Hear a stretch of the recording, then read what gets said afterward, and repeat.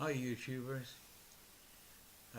my name's Alan and I thought I've been inspired to do this um, video because I was watching a fantastic guy called Geriatric 1927, and I thought, yeah, this is a great thing for leaving our memories behind and you know passing on to a younger generation what it was like during the war, after the war, for well, people like me. Uh, I'm retired, obviously, and I'm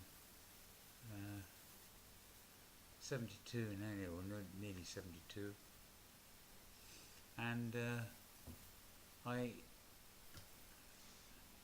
thought you might like to know something about my life. Anyway, we only got 4 minutes or so, so I suppose I have to move along a bit. I was born in a place called Weston-super-Mare down in Somerset, and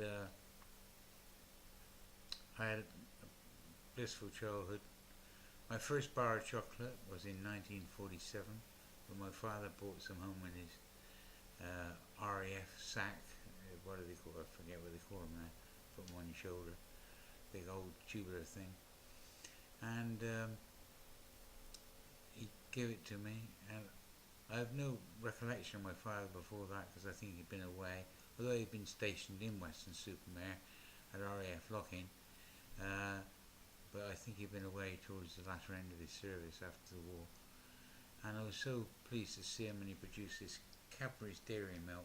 And you have to remember that in those days chocolate was so rationed, it was off the block really. In fact, it didn't come off rationing sweets and chocolate until 1953, which is quite an auspicious year actually. As 1953, the Queen was crowned, and Hillary climbed Everest, and lots of things happened that year, and I was 11 years old then. And what I'm going to tell you now is going to be hard to imagine in today's society, but I had very liberal, very open parents. My father was a very quiet, gentle man, and my mother, she was a manageress in a shop, cake shop. And at 12 years old, you'll not believe this because it wouldn't happen these days, with a friend I cycled from Weston-super-Mare for 2 weeks. This was, we had two in this 5-week summer break. Weston-super-Mare to Southampton, across to Brighton, across country up to Reading, and then back to Weston-super-Mare. Now, these two 12, maybe 13 at the most, year old boys, and I remember doing washing up in a Reading transport cafe to pay for my night's bed. Well, we both did. His name was Alan as well. And I mean, these days, my mother and father would have been put into court, and I would have been put into care. But in those days, life was that much easier, you know. And then,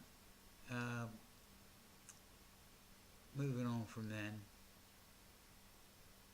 well, I think actually, I'm looking at the time now, it's 4 minutes and 15 minutes, so I'm going to make another recording after this.